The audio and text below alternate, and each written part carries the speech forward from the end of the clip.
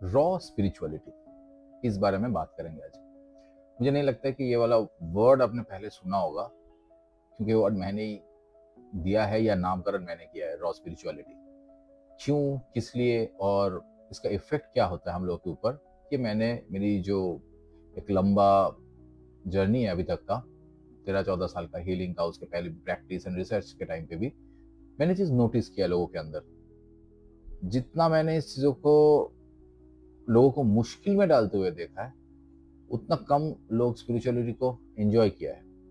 सो इस बात को मैं थोड़ा सा क्लियरली इस वीडियो में आपको समझाता हूँ। Hi, my name is Sunando Basu and I welcome you to this channel PSC healing, जिसका पूरा फॉर्म है psycho spiritual energy healing. Interesting बात कि ये नाम भी मैंने ही दिया है, क्योंकि अपने हीलिंग एक्सपीरियंस में मैंने देखा है कि हीलिंग के लिए जो भी आते हैं, या नॉर्मल लाइफ में भी कोई भी बीमारी हो हम लोगों के साथ, कोई भी सिचुएशन हो, that has 3 aspect: psychological, spiritual and energetical. तो अगर किसी को कंप्लीट क्योर हीलिंग चाहिए, we need to go through in this 3 parameters, and that inspired me to design this modality PSC psycho spiritual energy. Now आज का topic जो था ये है रॉ स्पिरिचुअलिटी। ये है क्या? देखिए, जब मैंने भी ये जर्नी शुरू किया था एंड इवेंचुअली मैंने जो सर्चिंग मोड पे था, कुंभ मेला में जाकर भी इनफैक्ट मैंने जब देखा, मैंने देखा कि स्पिरिचुअलिटी के लिए लोगों का एक तरह का फैंटेसी है।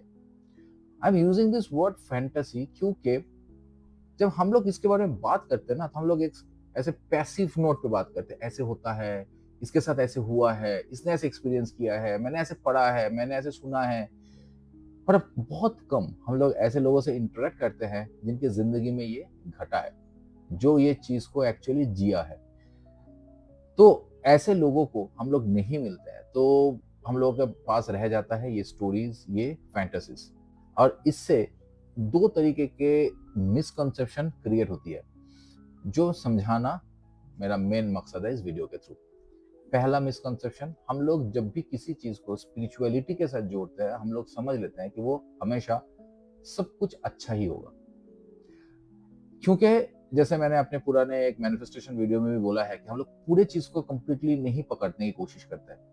ये जब टर्म अच्छा, ये अच्छा क्या है, ये हम लोग नहीं समझते। बिकॉज आज अगर मैं बहुत स्पिरिचुअल बनने की कोशिश कर रहा हूँ, स्पिरिचुअलिटी की तरफ अट्रैक्ट हो रहा हूँ, मुझे लग रहा है कि सब कुछ अच्छा होगा, बट ये अच्छा क्या मेरा मटेरियल जिंदगी की अच्छा ही है, या ऐसा कुछ एनर्जी पैटर्न ही ओपन करेगा, या ऐसा कुछ एनर्जी पैटर्न ही क्रिएट करेगा जो मेरी जो प्रेजेंट लाइफ है, जो मटेरियल लाइफ है, जो मेरी फैमिली है, इन सब चीजों को बिखर भी दे सकता है। And this is I am calling raw spirituality, क्योंकि ये होता है। बहुत सिंपल सी मामला है कि spirituality is a pure form of energy. वो जब आपके जिंदगी में आते हैं, वो आपके जिंदगी की जो कंडीशन है उस टाइम पे, जो प्रॉब्लम्स है, जो ब्लॉकेजेस है, बहुत टाइम पे उसको बढ़ा भी देते हैं। क्योंकि कोई भी चीज को जब एंड होना होता है, तो उसको एक फाइनल स्टेज में जाना पड़ता है। ये समझना बहुत जरूरी है। ये समझने से हम लोगों को कर्मा, कालचक्र, ये सब भी थोड़ा बहुत समझ में आएगा। बाद में मैं इसके ऊपर भी वीडियो बनाऊंगा। होता क्या है कि अगर मैं ये मान के चलता हूँ कि ये पर्टिकुलर मुश्किलें झेलना मेरे लिए कार्मिक था, सो उसका भी एक शुरू और एंड होगा। मैं कितना झेलूंगा, तो शायद मेरी कुंडली के हिसाब से, रेगुलर एनर्जी पैटर्न के हिसाब से वो ऐसे डिसाइडेड था कि इतना ही इंसान झेलेगा इस लाइफ टाइम पे, इतना ही उसको इसके थ्रू जाना पड़ेगा। बट जब मैं स्पिरिचुअलिटी को कॉल किया, एक प्योर एनर्जी आया, प्योर एनर्जी ने सोचा कि इसको इतने में क्यों रखे, इसको कंप्लीट कर देते हैं, फिनिश कर देते हैं ना। जैसे हम लोग बच्चे को बोलते हैं कि अरे होमवर्क आधा क्यों किया, पूरा कर लो, तो उसने भी अपना होमवर्क पूरा कर देता है।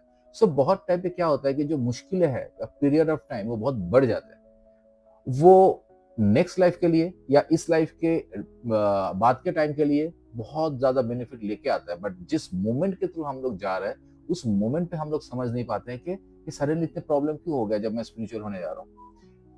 यही आंसर है raw spirituality, because it's a raw energy, जिसको मैं स्पिरिचुअलिटी को लेकर बात कर रहा हूँ। सो जब हम लोग इस रॉ एनर्जी को डील करते हैं, क्या क्या प्रॉब्लम आती है। अच्छा भी होता है, मैं सिर्फ नहीं बोल रहा हूँ प्रॉब्लम आता है। ये मैंने पहले भी बोला है कि अपने स्टेट के हिसाब से होता है कि मेंटल स्टेट जो है, फिजिकल स्टेट जो है, फाइनेंशियल कंडीशन जो है, उन सब चीज पे ये इफेक्ट डालते हैं। उसका एक कंक्लूशन में पहुंचने की कोशिश करते हैं। तो अच्छा बुरा जो भी चीजें हैं, वो होता है ये कंक्लूशन में पहुंचने के प्रोसेस में। जब ये पहुंच जाता है तो इमीडिएटली सिचुएशन चेंज भी हो जाता है, बट हम लोग के पास पेशेंस नहीं रहता है बहुत टाइम पे कि हम लोग वेट करें कि कब तक जाके वहां पे वो पहुंच रहा है। सो नाउ पहली बात है कि we have a physical body. So physical body के अंदर बहुत सारे सेल्स काम करा जा रहा है पूरा दिन, माइक्रोब्स काम कर रहा है, एक सिस्टम चल रहा है, ऑर्गन्स काम कर रहा है, तो उनकी एक अपनी पोटेंशियल है, एक एनर्जी लेवल है, वर्किंग मेथड है। जब एक रॉ एनर्जी इसके अंदर आते हैं तो वो उसको भी एक्सेलरेट कर देते हैं। जब हम लोग उसको नहीं समझ पाता है या नहीं पकड़ पाता है, we can actually fall ill, we can feel very heavy, we can feel very out of the place। इस तरह के बहुत प्रॉब्लम्स होती है जब ये चीजें सडनली हम लोगों की जिंदगी में आते हैं। ये सिखा रहा है हमें ऑर्गन को नया एनर्जी अडेप्ट करने सिखा रहा है, हम लोग की पूरे सिस्टम को नया एनर्जी अडेप्ट करने सिखा रहा है, बट वो जो प्रोसेस है, प्रैक्टिस टाइम है, वो हेवी होता है। नाउ जो ऑरा एंड चक्रास हम लोग समझते हैं वो भी ओवरहोल हो जाता है। वो जब ओवरवेल्म हो जाता है तो क्या करता है कि उसके लिए जो पैटर्न है, कभी कभी वो पैटर्न ब्रेक करता है, कभी कभी वो पैटर्न वीक हो जाता है। तब होता क्या है कि जो स्पिरिचुअल प्रोसेस में, हीलिंग प्रोसेस में उनको ये वर्ड पता है कि psychic attacks, energy vampires and all, ये सारी चीजें उनको इफेक्ट करते हैं। ये चीज को मैं नॉर्मल लोगों के लिए समझा देता हूँ। होता क्या है कि हम लोग एक कॉन्सेप्ट को लेके चलते हैं कि ये ही हम हैं, और एक बेसिक सिस्टम पे समझिए ना, जैसे कोविड हुआ, अभी कोई छींका या किसी ने टच किया, आपको कोविड हो गया, कैसे? वो तो दूर में छींका ना, तो कहीं ना कहीं हम लोग बीच में एयर से चीजों को कैच कर रहे हैं। तो एग्जैक्टली जिस तरह से हम लोग वायरस, इस तरह के बैक्टीरियाज को कैच करते हैं, हम लोग इस तरह की एनर्जी भी कैच करते हैं जो इमीडिएटली मूड स्विंग करवा देता है, इमीडिएटली हम लोग एनर्जी को ड्रेन कर देता है। किलर्स के साथ बहुत प्रॉब्लम होता है जब वो हॉस्पिटल्स वगैरह में जाते हैं, अपने आप को प्रोटेक्ट नहीं करना जाने तो उसके लिए ये सारे ड्रॉबैक्स होते हैं, वो ड्रेन होते हैं। तो इस तरह की एनर्जी में प्रॉब्लम होती है जो मेजरली इफेक्ट करता है क्राउन एरियाज पे। सर बहुत हेवी लगता है, डिजीनेस होती है, एंड उसके लिए एक डिल्यूशन वाला भी फील आता है कभी कभी। और एक जगह है जहाँ पे बहुत हेवी प्रॉब्लम करते हैं, वो है स्टमक रीजन पे, स्टमक अपसेट होना, देन गैस की problem and binge eating type problem. ये सारी चीजें होती है because we are interacting with lot of energies, but आपको समझ नहीं आ रहा है। तो आपके बॉडी को फील हो रहा है कि मैं कुछ और कर लूँ, और चीजें खा लूँ, और इंफॉर्मेशन गैदर करूँ to cope up with this changing energy.